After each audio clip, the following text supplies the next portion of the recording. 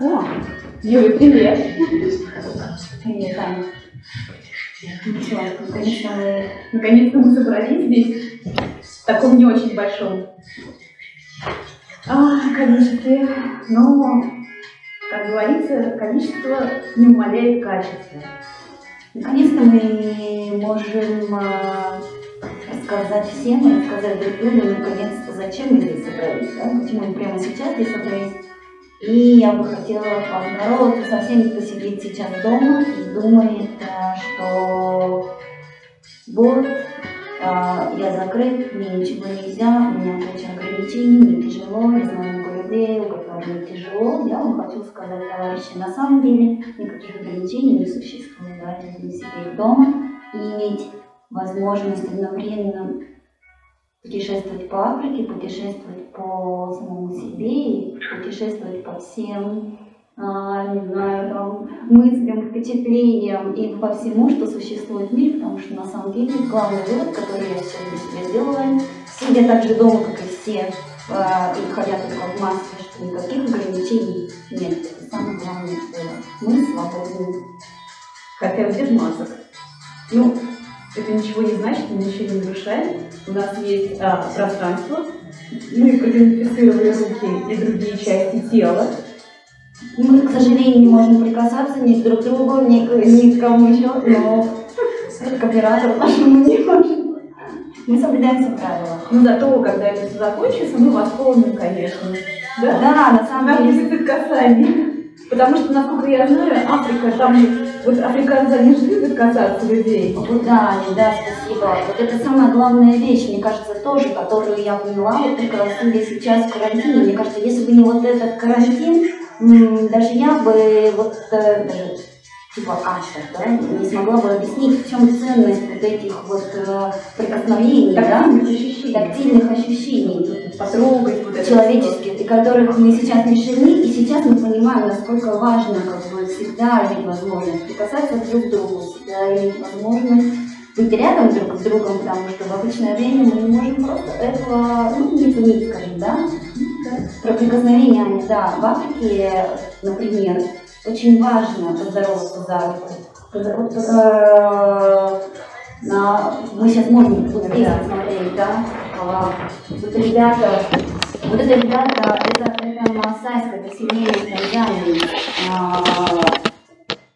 Просто в холмах, в буш, ребята, они все всегда держатся за руки между собой. Они вот спрашивают друг друга, как ты живешь, как у тебя дела, как ты себя чувствуешь. Они касаются друг друга. Я сейчас могу коснуться такой картинки.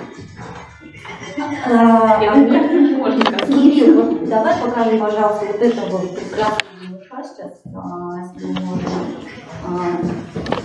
Что еще очень важно, они здороваются. Вот я очень сильно, мне не хватает, после Африки мне не хватает в моей обычной жизни касаний, улыбок, вот этих глаз, которые прямо на тебя смотрят.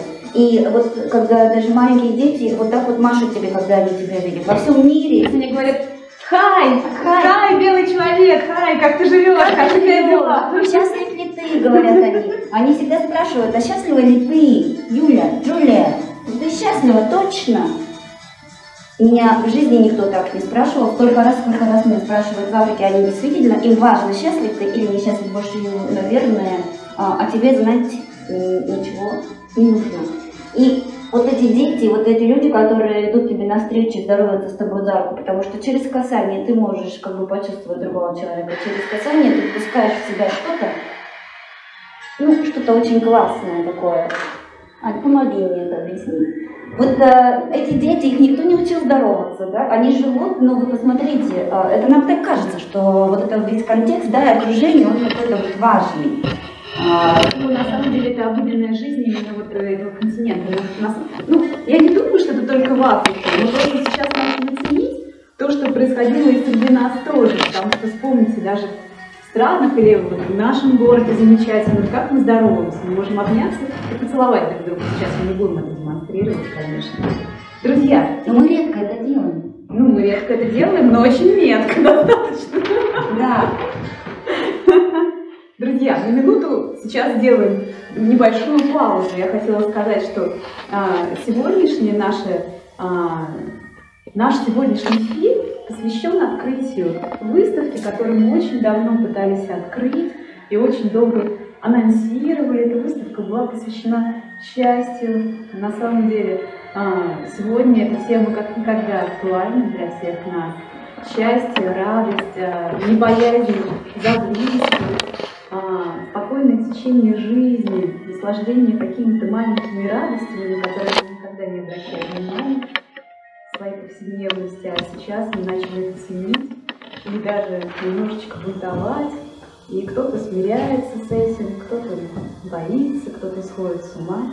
Но мы пытаемся помочь вам в том, чтобы мы все могли справиться с этой ситуацией. Поэтому сегодня мы все-таки решили открыть эту выставку, рассказать про счастье, хотя бы и не африканское, но Африка, она же внутри каждого человека, как мы уже выяснили. Да. То, что Аня сказала про счастье, вот это место, Африка, это вот не географическое понятие.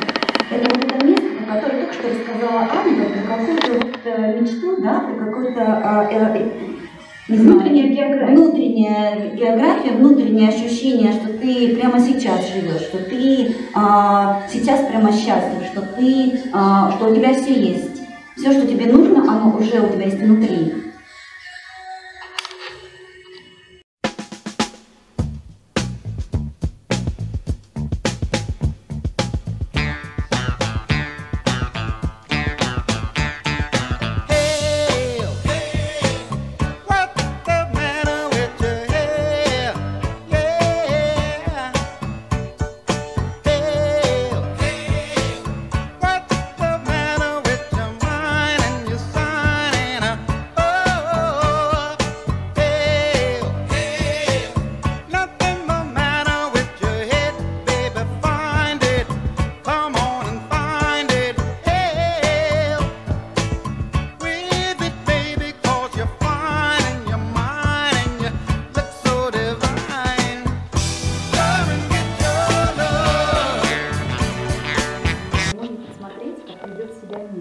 Когда его никто не видит, не топчет и не парит глупыми вопросами. Без сомнения, именно так все и было, когда нас всех тут еще не было. Никаких лишних красок тоже еще не придумали. Есть только те, что были в начале времен. Те же, что ты изо всех сил добавляешь, осветивший цвет, пейзаж, и пометить его с собой. И все они будут лишними. Того, что тут, на тропике Козерог, есть и всегда было без тебя. И этого вполне достаточно. Было даже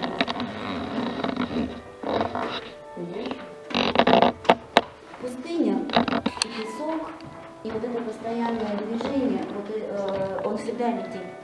Вот, на мой взгляд, это самое, это единственное, скажем, впечатление и возможность о вечности, которое мы можем себе позволить. Потому что в космос, например, мы не можем еще пока все полететь. Но это вот разновидность космоса. Это разновидность того, что ты можешь прислушаться к миру. Он существует, ты тоже существуешь, вы связаны, но вы одновременно летите вместе. И это только в пустыне можно почувствовать, что все это живет, и что ты имеешь возможность к этому как-то прикоснуться. И вот именно это тоже рождает ощущение именно счастья, а не пустоты или еще там чего-то еще. Юля, вот вопрос. А нет ли такой поговорки у жителей пустыни, насколько я понимаю, в Туареге зовут, или как-то по-другому называют, в один и тот же песок дважды не войдешь.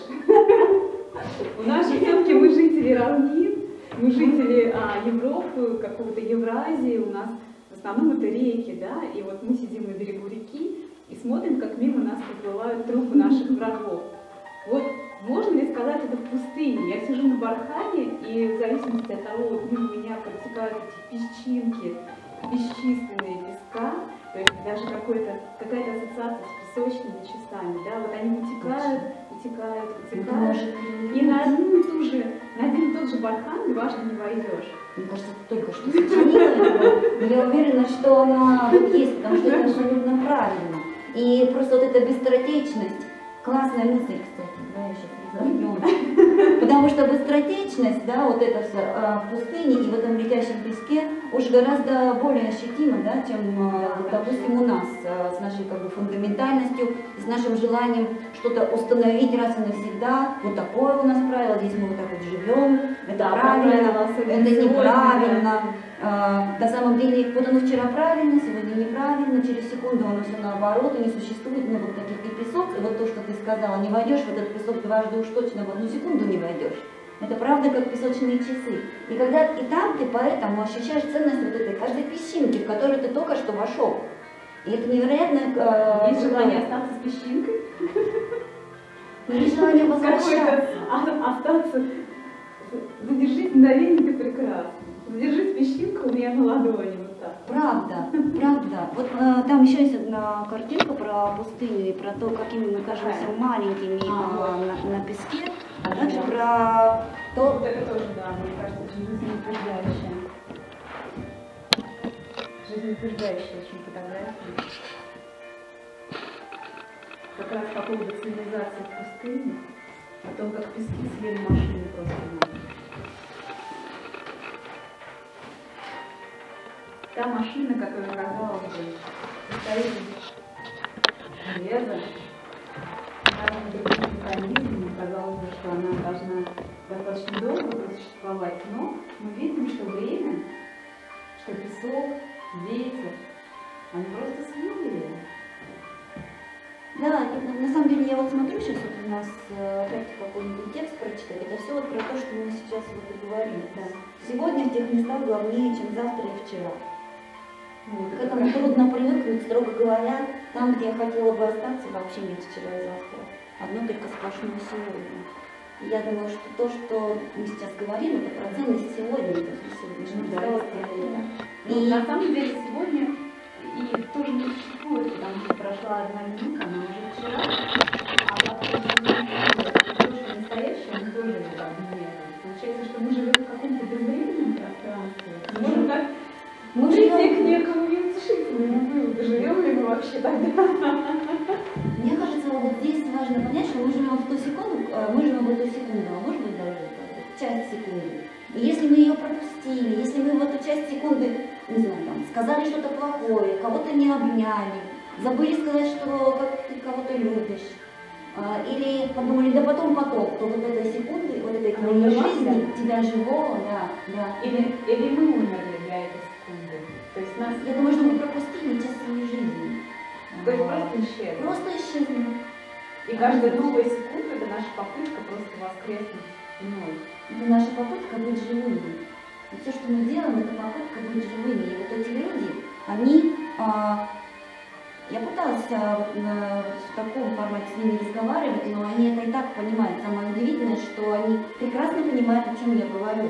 И когда я, например, спрашивала, я ужасно плакала, когда уезжала из Африки, и я их спрашивала, почему я плачу, почему?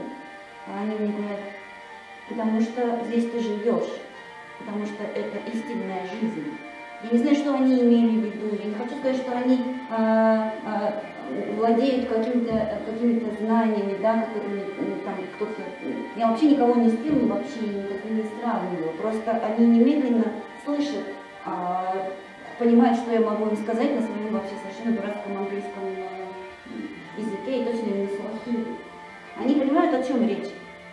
И мне кажется, очень важно, чтобы мы попробовали, вот, может быть, у них это не получится.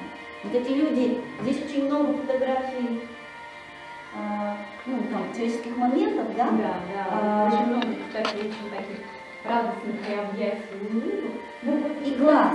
Да, но, Юля, вот хотела сразу такой вопрос, несколько каверзный, поскольку мы все-таки, ну, северные люди, циничные достаточно. Городские. Ну, а вот скажи, вот, ну, реально они живут в таком, вообще, в такой постоянной эйфории, которая непонятно, у них вообще есть какие-то... Они занимаются, они ходят в магазин, они выбрасывают мусор, они ходят в туалет, в конце концов, они плачут, может быть, они дерутся или нет, или это постоянная эйфория, несмотря ни на что. Нет, конечно. Потому что счастье это может быть не эйфория даже. Они живут, вот, не знаю, слушайте, они живут все точно так же, как и мы. Я бы даже тоже не сказала, что кто-то живет сложнее, кто-то живет легче. Дети играют пластиковыми бутылками, И, конечно же, если я скажу, что они счастливы играть пластиковыми бутылками, им не нужны какие-нибудь там радиоуправляемые машинки, это неправда, а просто они их не видят. Но это тоже к вопросу о том, что ты, если строишь какие-то ожидания, представления, то потом нечего обижаться, если эти представления не соответствуют тому, что ты хочешь. Но вот это именно то понятие счастья, какого-то вот этого космического, да, постоянного. Это не просто, это не удовольствие, то есть то, что сверху на тебя то, что сверху, и то, что изнутри, с этим сверху пометки. То есть оно должно соединиться, и когда у тебя соединяется внутреннее и внешнее, ты получаешься абсолютно счастливым. То есть ты некий абсолют, который как несет в себе это счастье и распространяет его на всех. И если ты попадаешь в какое-то облако, распространяемое вот этим абсолютом, то ты тоже входишь в орбиту этого счастья. Вот это понятие, да, вот это понятие, и вот это понятие, это постоянный взаимообмен. Ты не можешь взаимообмен счастьем твоим внутренним с тем, которое внутри. И вот это вот, я считаю, что оно передается через прикосновение. Потому что иначе непонятно, почему, когда я приезжаю в Африку, от глаз, от взглядов, прикосновений, я немедленно меняюсь. Я через сутки становлюсь абсолютно счастливым человеком.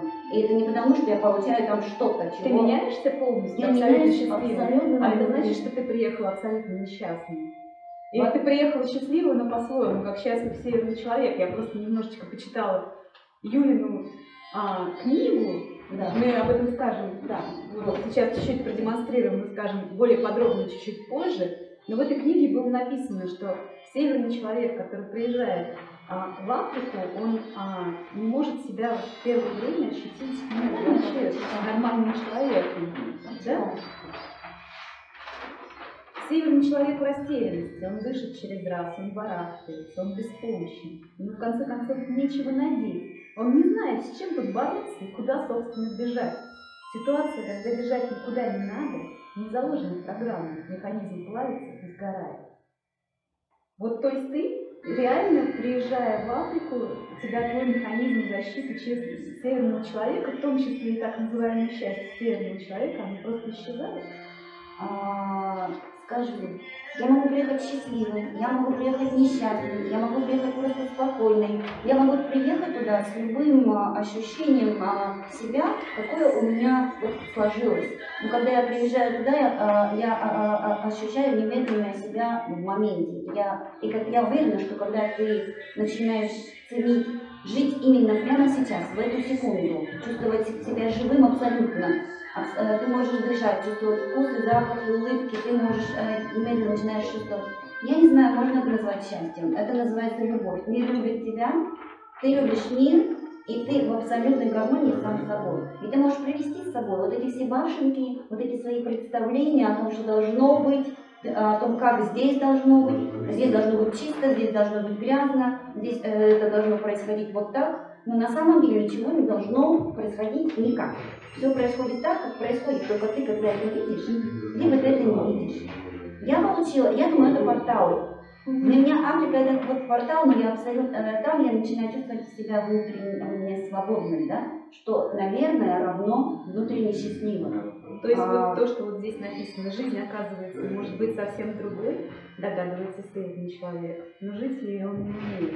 Ну что это тогда значит? То есть получается, что ты остаешься зрителем в этой же Африке, если ты жить не умеешь в этой жизни, или все-таки происходит какое-то трансформация. Ты немедленно перестаешь быть зрителем немедленно. Ты даже можешь внутри измениться и сам себя не узнавать. Ты можешь просто даже себя любить, что на самом деле самое ничтожное при этом. Возможно, я не знаю, как они видят меня. Они не говорят, о, you so African.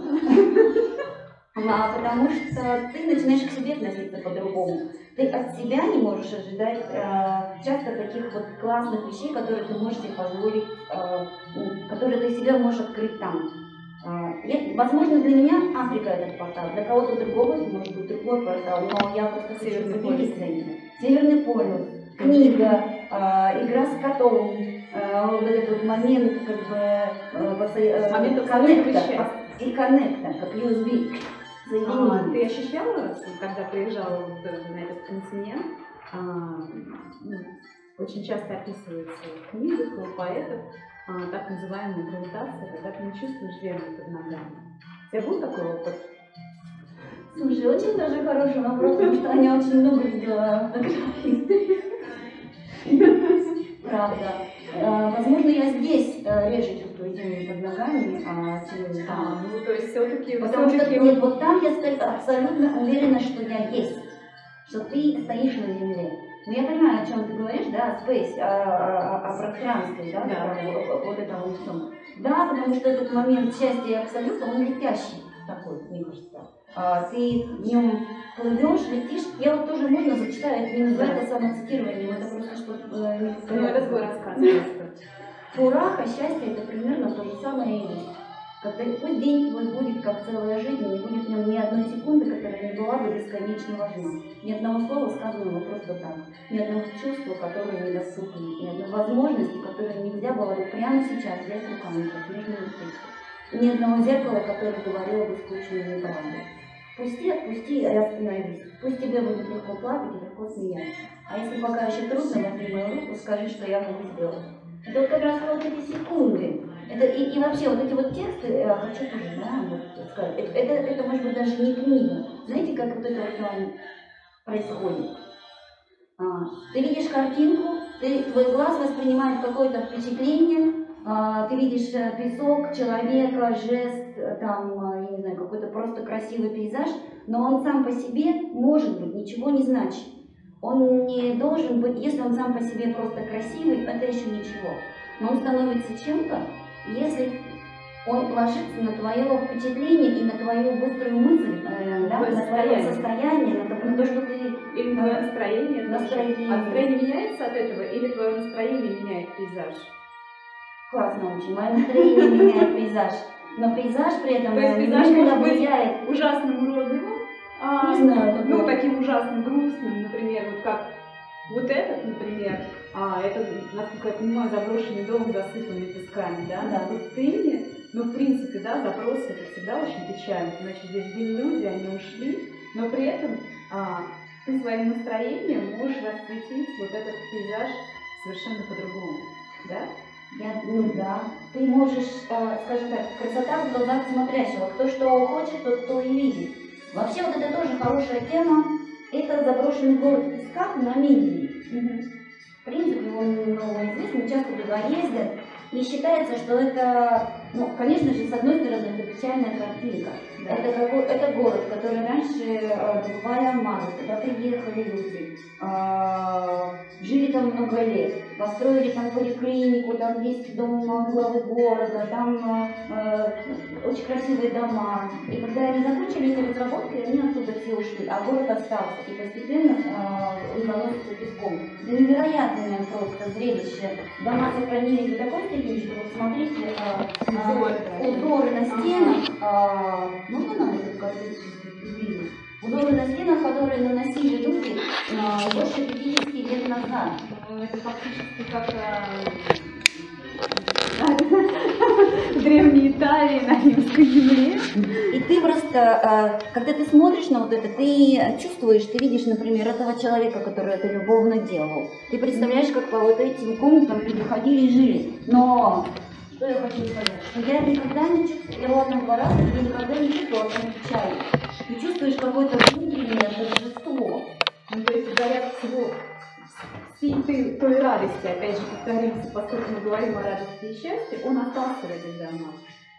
То есть люди настолько его напоили эти стены вот этим своими ощущениями полноты жизни, что я увидела это так. Здесь на самом деле очень много смыслов может быть, потому что с одной стороны это может показаться, что, скажем, временность, да, и относительность всего. Человек пришел, человек ушел, пески вечны. Но вот именно в этом месте вот я тоже ощущала вот эту свободу, торжество какой-то жизни. Потому что песок это очень живая вещь. Вообще песок это еще одна Мне кажется, это очень страшно вообще пустыня. Нет? Говорят, да. Засыпанный умрешь, никто тебя не найдет никогда. Вот мы, кстати, можем посмотреть на эти замечательные фотографии.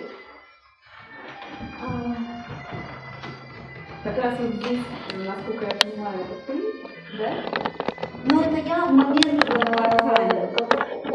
очень невероятного счастья и торжества. На самом деле. Ты покорила бархан? Не потому, что я покорила, а потому что когда ты там стоишь, песок, он не земля, он такой же неустойчивый, как вообще на самом деле все в нашем мире, правда? Но ты стоишь ногами в песке, ты стоишь близко к небу. Ты находишься как будто бы ты являешься тем соединяющим каким-то элементом между землей и небом, но при этом это все неустойчиво. А неустойчиво, на мой взгляд, это более вечно, чем, не знаю, фундамент. О, интересная мысль, кстати. То есть неустойчивость более вечна, чем устойчивость. Я считаю, это да. Что новая мысль от Юлии Баркаганиной. Потому что это движение, это постоянное изменение. И песок — это еще одна африканская тема. Я слышала...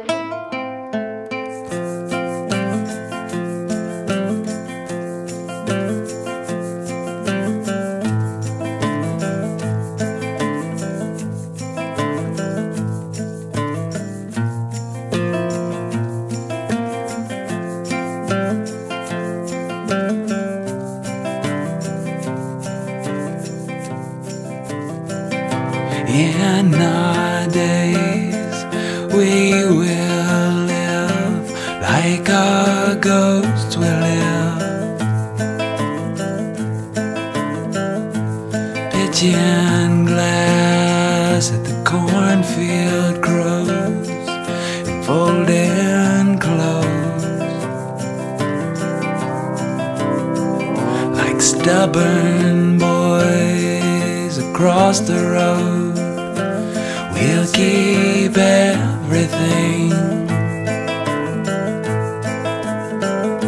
Grandma's gun and the black bear claw, they took her dog. And when Sister Lowry says amen, we won't hear anything. 10-car train will take that word, that fledgling bird, and the falling house across the way, it'll keep everything. The baby's breath, our bravery wasted and our shame. Then we'll undress beside the ashes of the fire, both our tender bellies wound in baling wire, all the more a pair of underwater pearls than the oak tree and its resurrection fur.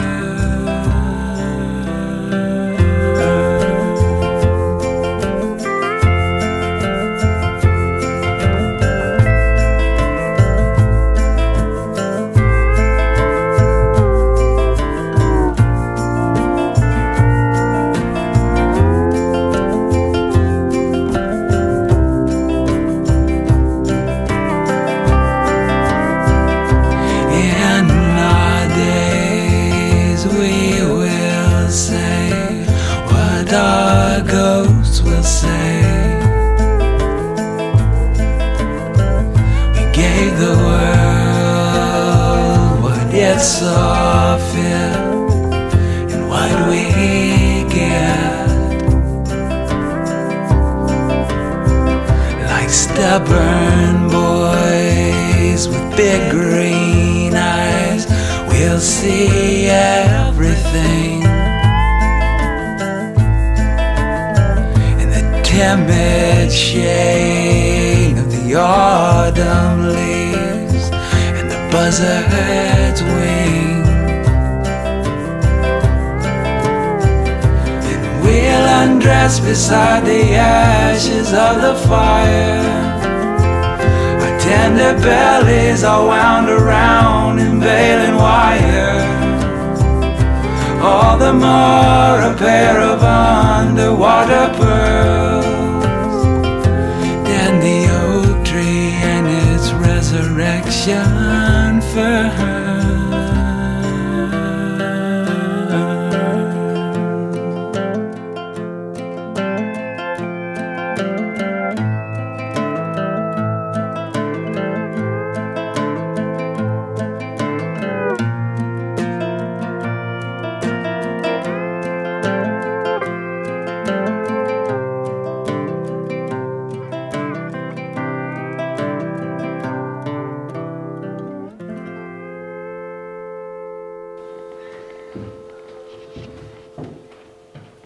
We're broken people now.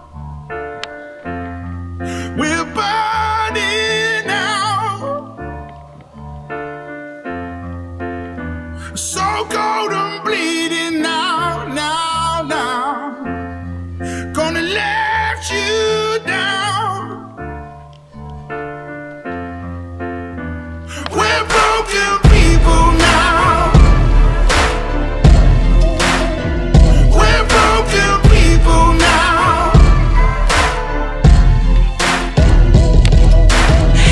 I won't never be nothing, ain't that something? I've risen from the bottom, I got them, eyes on the prize and inside them, damn right I overcame. Y'all know the name, we similar but never been the same. Everybody, yeah, they know the name. Right now, I'ma make it somehow, make it some way.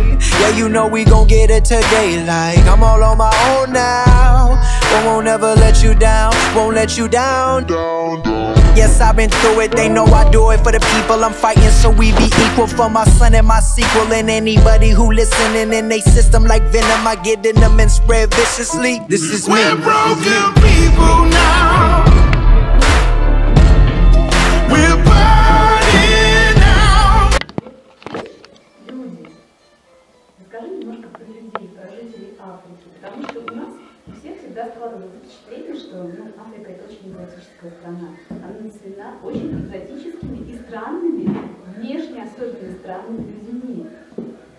И мы видим, что, ну да, они любят себя раскрашивать, они валяются в какой-то грязи, они ходят на охоту, они добывают себе пищу каждый день, они вставляют в рот себе какие-то жуткие штуки, одевают кучу серег, вообще и ведут себя немножечко неадекватно. Так ли это или нет? И каково быть вот северному человеку, который приехал из цивилизации, в принципе, ведет себя по определенной модели поведения, каково ему общаться с этими странными людьми.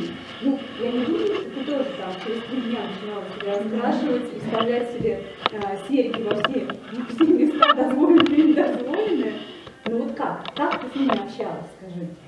Прежде всего, что хочу сказать, вот как бы больше всего мне не нравится, когда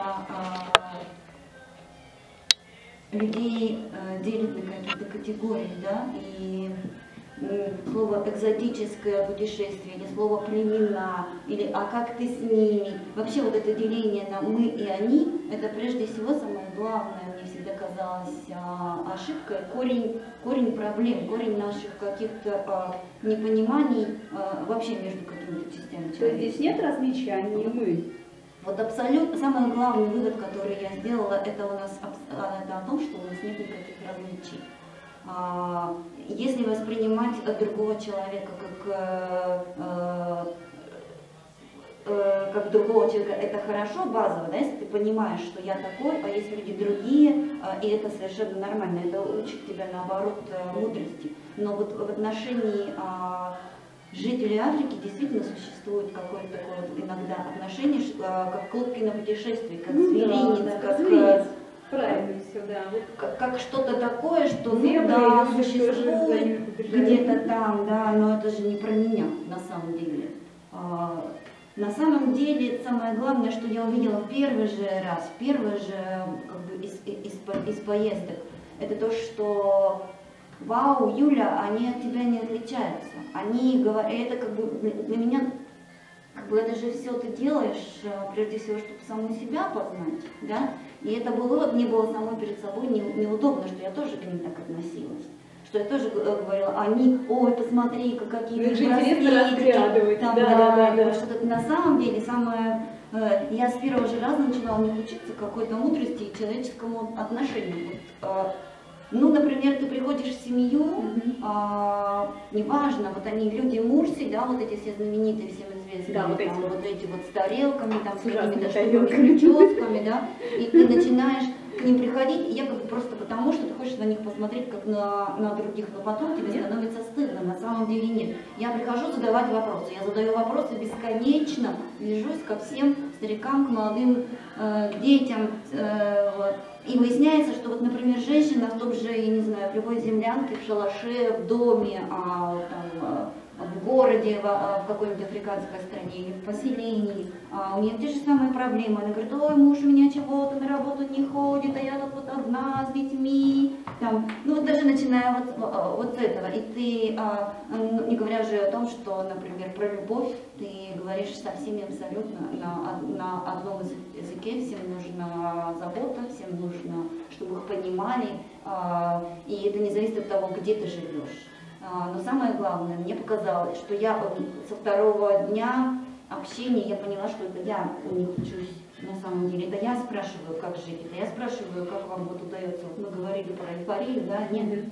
Они не живут в эйфории, они живут обычной человеческой жизнью. Просто им понятны какие-то вещи сразу, с детства и всегда. Это вот те вещи, про которые мы начинали разговор, да, то, что мы догадались, что надо ценить прикосновения, что надо ценить моменты, а они в этом живут всегда, это базовая установка. Нам нужно усилие, да, чтобы вернуться к этой базовой установке. А вот им не нужно, вот это самое главное про них, что я хотела бы сказать, и с тех пор, возможно, за этим я и возвращаюсь, как, я не знаю, наркоман, да, я возвращаюсь за вот этим ощущением понимания, что важно. И была одна женщина, я вот здесь даже записала про нее. Я бы не сказала, что это рассказы, это какие-то мысли, да, которые ты вот как вот в записной книжке, в телефоне все время запишешь для себя, чтобы не забыть. Мы с ней не говорили ни про что вот это. Это излишне, да, это как бы так все понятно. Ее звали мама Эми, она так и сказала: зови меня мама Эми. И она посоветовала мне сделать тату. Ну, там, ты сделала тату? Я еще пока не сделала тату, потому что это тоже очень важно, решить, что ты хочешь написать. Она сказала вот так: мама Эми говорит, что если написать на руке то, что тебе дороже всего, место слова или имя, все, оно навсегда твое. Ты его привязала. Но ведь и ты, говорит мама Эми, ты тоже навсегда остаешься привязанным. Ты не можешь забрать это с собой, но ты всегда будешь возвращаться. Вот в чем штука. Я вижу, почему ты возвращаешься. Не такой уж это секрет, говорит мама Эми.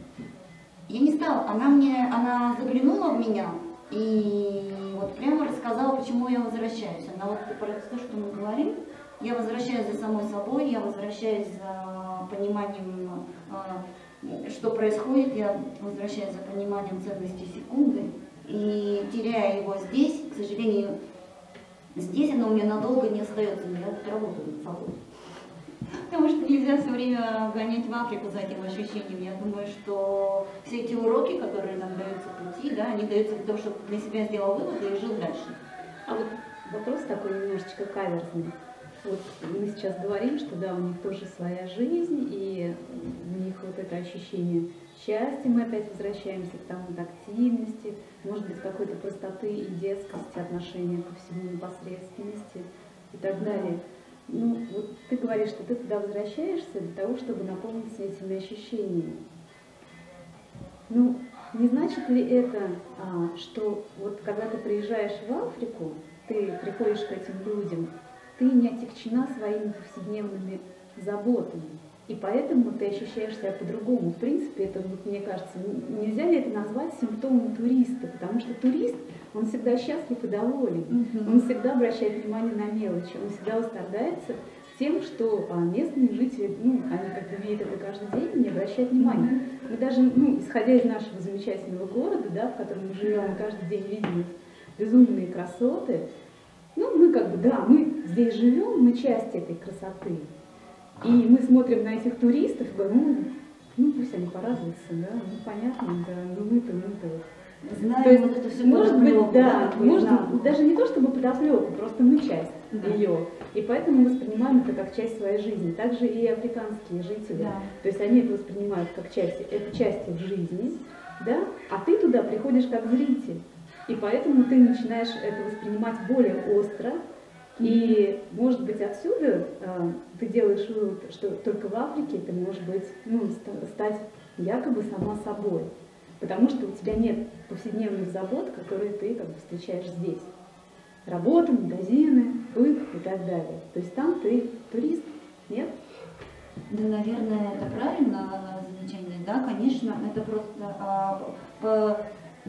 А что нужно с другой стороны? Вот что нужно еще, чтобы увидеть что-то важное? Именно нужно постараться взглянуть на что-то с другой стороны. Ну, то есть, может, надо стать туристом и у себя Это в просто- повседневной жизни, нет? Я думаю, что и в повседневной жизни, если как бы слово турист не воспринимать как Не, негативный, а я его именно воспринимаю как позитивно. негативный. Ну хорошо, давай путешественник. Ну, скажем, как человек, у которого есть время Да. на что-то еще, помимо своих Чем-то повседневных вторгаться. забот. То Да. есть вот, ну, если я начну, вот я выйду немного говорить про твою книгу, если можно это так назвать, но мне кажется, что отсутствие переплета не влечет за собой отсутствие книги.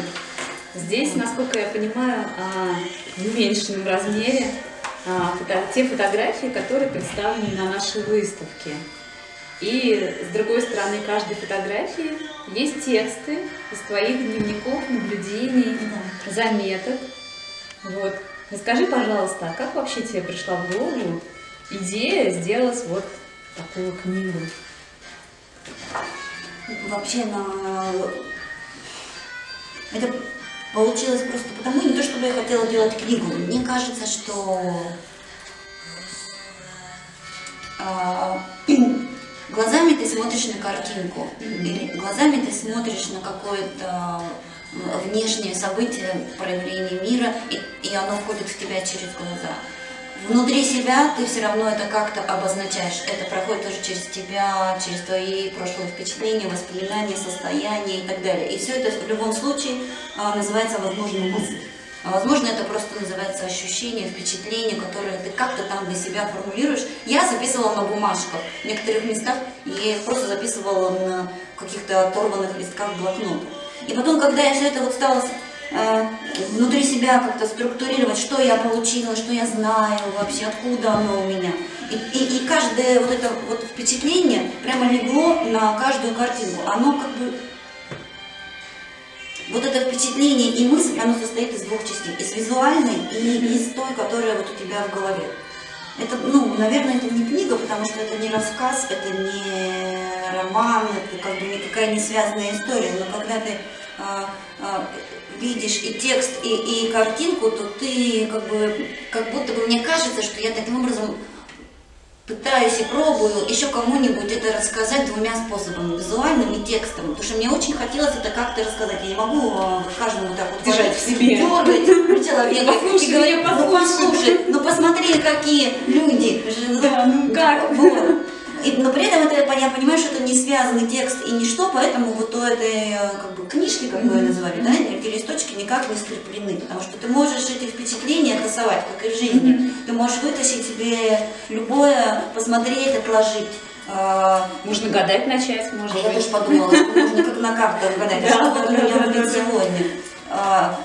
Раньше я листочки вырывала из книг и себе сохраняла те, которые мне нравятся. Возможно, По строчкам. как бы для Я помню, себя. да, такое гадание по Для страницам. себя так сделала, потому что, ну, я не могу всю квартиру завешать картинками, я не могу все время сидеть смотреть в телефон. Мне кажется, я это как-то сделала для себя, и мне так это нравится, что оно теперь у меня всегда передо мной, перед глазами, и я вот и хотела, чтобы у людей тоже это было. Ну, то есть это более близкое знакомство. Можно это назвать просто путевые заметки, Это например? однозначно Путевые заметки. что больше. Вот я просто, да, вот я беру фотографию девочки вот этой, и что я вижу? Я вожу с собой килограммы конфет, ручки, тетрадки и печенье, но я не хочу быть вазой, я не хочу быть Мизуми, я Юля, Джулиана, я люблю Рому, боюсь бабочек, теряю вещи. Обозначьте меня, назовите как-нибудь по-другому. Ваза Мзумбу, который звонит в колокол, вот я еще кто. Опять смеются. Теперь я также ищу Мзумбу-идиотку, которая моет руки в воде для Алисы. Чем дальше ты уезжаешь, тем больше твоих планов летит к черту, просто потому, что ты задержалась в придорожной деревне. Ну, это действительно вот очень помогает, такой визуальный яркий текст, потому что ты не просто пролистываешь страницы, но ты имеешь возможность увидеть то, о чем ты пишешь. Вот еще мне очень нравится. Лодка Хэри называется «Обещание», поэтому я ее выбрала. Обещания, без сомнения, самые честные из всего, что мы можем себе позволить. Они всегда выполнимы, их можно держать в руках. От них вылетают птички, бывает небо в алмазах. Или вот еще про деда. Вот я так подержу деда.